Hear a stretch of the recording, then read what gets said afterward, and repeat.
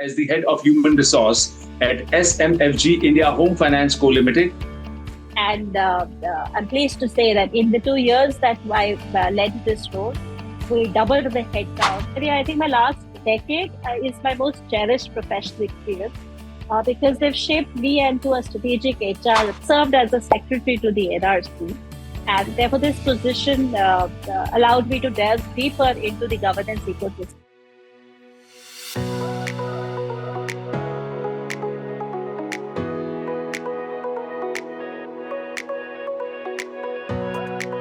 Hello, ladies and gentlemen. Welcome to the esteemed FaceTime with Leaders, an initiative by World Development Corporation. I'm Sunny Pancholi, anchor at World Development Corporation. FaceTime with Leaders is a platform for industry titans to share their experiences, thoughts, ideas, and best practices in order to inspire one another and future leaders. In a nutshell, we attempt to encapsulate the multi-decadal learnings acquired by these industry leaders. We also hope that by conducting these FaceTime with Leaders interviews, we can bring together a global community of eminent personalities. By bringing together such visionaries on one platform, we hope to play a part in inspiring the lives of other leaders. Great learnings from great leaders undoubtedly assist everyone by identifying, nurturing, and using the trade secrets that are proven success formulas for many. And this is what we aim for with these sessions, by making them a gathering of industry stalwarts and a knowledge-sharing community. We have one such industry giant on FaceTime with Leaders with us today, Ms. Annie Williams. She is a highly skilled HR professional with a remarkable 3 decades of career, distinguished for her leadership excellence and transformative impact. Her expertise encompasses diverse environments, showcasing a proven track record in managing HR essentials, driving organizational development, and establishing robust processes and SOPs. In her last corporate role as the head of human resource at SMFG India Home Finance Co Limited, formerly Fullerton India Home Finance Co Limited, she has demonstrated her leadership prowess by spearheading crucial initiatives. In a short stint in a business role, she had oversight to quality assurance and customer portfolio audits for the rural business segment. She was also instrumental in risk management, process adherence, fraud monitoring, and executing management action plans in response to internal and external audits. Welcome to FaceTime with Leaders, Ms. Williams. Thank you, Sunny. Thank you so much for having me here. So to begin with, could you let our viewers know in brief about your career journey so far? We've touched upon a lot of on my career journey. But a recent update is, of course, that I have moved out of the corporate world to be an entrepreneur. And 2 months ago, I founded my HR services company. Our company has 4 pillars. The first vertical offers HR governance services, where we audit HR functions and we look at designing the HR systems and processes following a risk management framework. The second offering is an HR digital transformation, where we partner with the HR teams and technology partners to look at implementation and automation within the HR function. The last 2 verticals focus on people development, through which we offer coaching, mentoring, and learning services to organizations. But yes, going back to my corporate experience of 3 decades, as you know, I was involved with the banking and financial services industry. My journey began with City Financial, where I spent my formative years in the HR function. I then moved on to India Bulls for a short period, and then my last assignment was with SMFG India, as you said, formerly Fullerton India, where I spent over 17 years refining my HR expertise. When I joined all these 3 organizations, they were in their startup phases, and that gave me the opportunity to help conceptualize and establish the HR function. I served mostly in a generalist role, but in the past decade, I have become part of Center of Excellence, leading functions like HR systems, governance, compliance, and compensation and benefits. At SMFG, I did transition into a business role where I was leading quality assurance for the total business. This involved auditing the business processes and the customer portfolio, which in turn broadened my understanding of the assets business. I think this exposure combined with my HR experience facilitated my success in the head of HR role for the home finance business, And I'm pleased to say that in the 2 years that I led this role, we doubled the headcount. We launched numerous development and performance management initiatives. And I think we enhanced the mid to senior level leadership retention. All right. So, Ms. Williams, thank you for the excellent start to this interview. And continuing our conversation, what are some of the most strategic steps you have taken that have proven pivotal in your career? So I spoke about, my business move into a business, the transition into a business role, which was, like I said, a significant decision as it involved venturing into a completely unfamiliar territory. This experience, of course, impacted profoundly my career trajectory. And this was back in 2020. But when I look back at my entire career journey, I think there have been many pivotal decisions that I have taken. The first one is what when in 2000, when I decided to move into the HR function, passing over an opportunity with a very big conglomerate. The second one was when I transitioned to India Bulls, where I took my first independent role in setting up the HR function. And as I said, the decisions of moving to COEs in 2014, was again a big decision because I had no prior experience and exposure to these areas. But the fact was that each of these decisions came with a challenge. They were priority for the organizations. And I recall at one occasion, when I was leading technology, I recall being mocked because I couldn't understand the technical terms in my first implementation. I also remember conducting my initial self-assessment while grappling with the intricacies of risk management. But the fact is that within a few years of handling this role, we received acceptable ratings in both internal and external audit. In my last 2 years in the corporate, I led diversity and equity and inclusion for the company. And then again, I had no prior experience. So each new assignment, like I said, was critical. I think I raised my hand, took the opportunity, and I think together as a team, we were able to transform these into very successful outcomes. So when I look back at my career, I think my last decade is my most cherished professional experience because they've shaped me into a strategic HR partner. And these challenging assignments have refined my skills in the aspects of being an effective human resource professional and HR practices, and which itself has served as a segue into my entrepreneurial journey. All right, that sounds incredible. So building on to that, given the taxing nature of the HR functions and roles, what are some motivations in your daily professional life? Firstly, I really appreciate your understanding that the HR function encompasses more than just recruitment and creating a positive environment. It's indeed refreshing to see this recognition. The often, the depth and the complexity of the HR functions go unnoticed, even though it is very vital to the organization. The way I look at it, an effective HR team goes beyond the basics of managing, hiring, and employee exit. So while these are traits that are essential to the organization, they can be managed through well-structured employee development and engagement programs. When employees feel genuinely supported by capable HR teams, they're more than likely to seek guidance on various aspects of their professional life, including those that are also traditionally not within the HR domain. So when faced with these non-traditional HR queries, one can either say that it's not my job, or could take the initiative to explore these issues. And I've always chosen the latter. And this proactive approach has, not only helped me assist the employees, but also broadened my own understanding of the entire organization structure and the business segment. This curiosity and willingness to help have provided me with an comprehensive view of the organization, ultimately enabling me to set up my own company. Right. I also think that the continuous opportunity to learn and grow, which has been a driven force for me throughout my career, is a significant motivator. I think when I look back, a lot of my colleagues have really been impressed by the quality and the volume of what my HR teams have offered. And I think the value that we bring to the employees and to the stakeholders is the strongest motivator.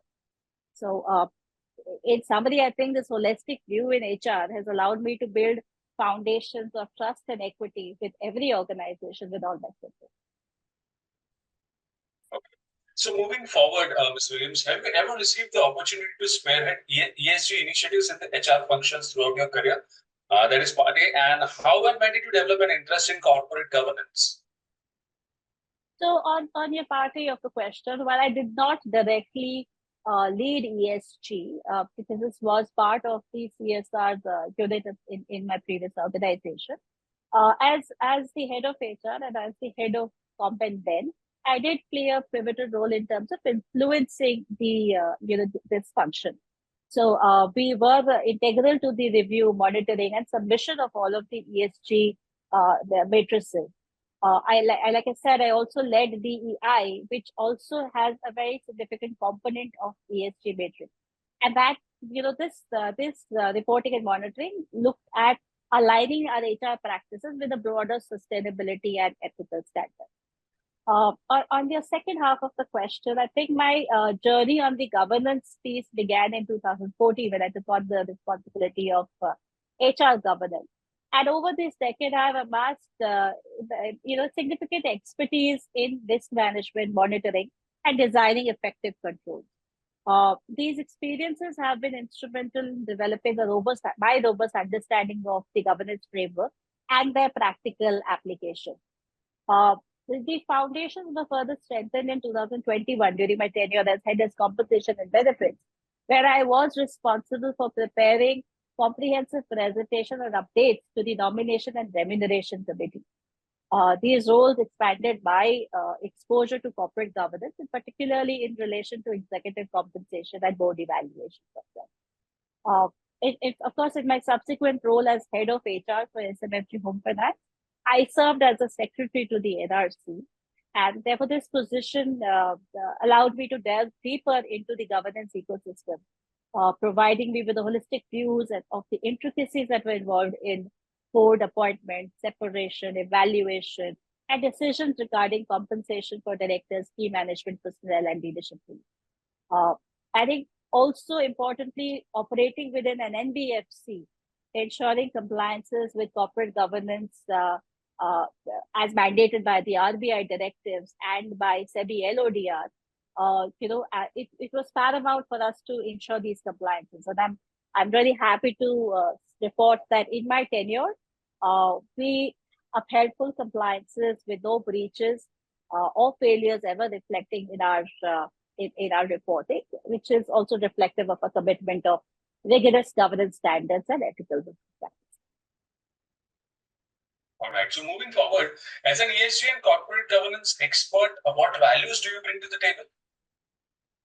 So, like I said, in my role as head of HR, I gained extensive exposure with the secretary of the NRC, in addition to looking at the terms of reference of the NRC, I was also representing the function to the board, and that it equips me with the understanding of the NBFC strategic impact and the value that we bring. The HR function brings to corporate governance. Additionally, in my previous organization, I was certified as a guest auditor. And in addition to that, my experience of being an auditor for the rural business has further enhanced my knowledge on the asset business, right? And I think that will enable me to bring valuable insights into risk management, compliance, and internal controls, which in turn makes me well suited to be a member of an audit committee. In my leadership role as digital transformation, I have led extensive engagements in technology and interface with technology providers, overseeing the integration of implementation of HR solutions. This experience has granted me a strong tech-driven tech-driven HR initiative and ability to navigate in the IT landscape. And as a result, I think I bring expertise that is needed to be an effective member of the Information Technology Steering Committee, guiding technology strategy and implementation plan. I think in summary, while I have no restrictions on industry, My nearly 3 decades of experience in NBFCs uniquely positions me to add significant value to the banking, financial services, and insurance sector. I think my deep understanding of the industry's regulatory environment, coupled with my background in governance, auditing, and digital transformation, enables me to contribute effectively to these sectors and support their evolving. All right. Ms. Williams, you mentioned technology and discussed some part of technology. So let's dive deep into the impact of technology on your professional landscape. So here is my question to you. What are some changes you expect to see with the advent of IoT, AI, ML, blockchain, big data, cloud, digital twin, Web 3.0 in corporate world, or more particularly in the field of human resource? Well, I think this is going to define the future of work. The integrations of technology is set to transform corporate governance, especially in the HR space. These technologies enhance the transparency, the efficiency of the function, and of course, the decision-making, the ability of the unit, and all then will help the workforce, comply with regulations. For example, if you look at IoT devices, they monitor employee activities and environmental conditions in real time. So this will ensure safer workplace environment and optimizing resources. Similarly, digital twins create virtual representation of physical assets and workforce matrix. This will allow HR to optimize resource allocation with real-time simulation. While AI and ML will analyze vast HR data to predict trends like turnover and performance, enabling proactive HR strategies. Big data analytics will harness insights from diverse HR data sets, enabling evidence-based policies and personalized employee experience. If you think of blockchain, blockchain ensures data securities in the HR operations field, such as payroll and compliances. And that reduces the instances of fraud risk and automatically enhances trust with stakeholders. Cloud computing will support sociable HR data storage and processing, functioning global HR management, and remote work capabilities. Things like Web 3.0 will principles will empower employees with data ownership, privacy rights, and promoting ethical data practices. Now, all of these advances will bring, like I said, a shift in the HR governance, promoting transparency and agility. And organizations will benefit from this structured decision making. I think the challenges will continue to remain data privacy and will necessitate robust governance frameworks and ethical guidelines to manage risk proactively and responsibly. Rightly said. And thank you for sharing such amazing insights into different subjects, Ms. Williams. So this brings us to the last question of the session. We are building a community of industry magnates. The move is meant for cross-pollination of knowledge and building a knowledge-sharing community of corporate giants and industry experts. So what are your thoughts about these initiatives taken by Mr. Zishan Pathan, Mr. Heval Mehta, and the whole team of World Development Corporation? So firstly, of course, I find that the initiative to build this community of industry magnates is very compelling. And like you rightly said, it's strategic and it moves towards fostering a culture of knowledge sharing and cross-pollination across the industry and corporate giants. I think combined with the integration of cutting-edge technology, this transformation has potential and potential for further collaboration. I think the initiative led by Mr. Zishan Pathan and Mr. Heval Mehta and the entire World Development Corporation team reflects forward-thinking approach. By facilitating dialogue and knowledge exchange among leaders with diverse backgrounds and diverse sectors, I think this initiative promises to accelerate innovation and enhance decision-making, and of course address contemporary challenges through collective expertise. The emphasis on transparency, efficiency, and compliance aligns seamlessly with the evolving demands of global enterprises. The way I see it, this initiative is a pivotal step towards reshaping corporate governance norms and industry standards. By fostering this collaboration and leveraging collective wisdoms, I think we can collectively navigate the complexities of today's digital age and drive meaningful progress across industries. For sure, I'm eager to contribute to this dynamic community of industry magnates, where innovative ideas converge to redefine corporate strategies and propel industries towards greater success. Indeed. It was fantastic conversing with you, and I'm confident that our insights will inspire future leaders, Ms. Williams. So thank you for joining us today, and wish you the best for your future endeavors. Moreover, trust that this initiative by Directors Institute has unquestionably expanded participants' understanding and enriched their minds. Thank you, Sunny. Thank you so much for having me. Thank you, and have a nice day.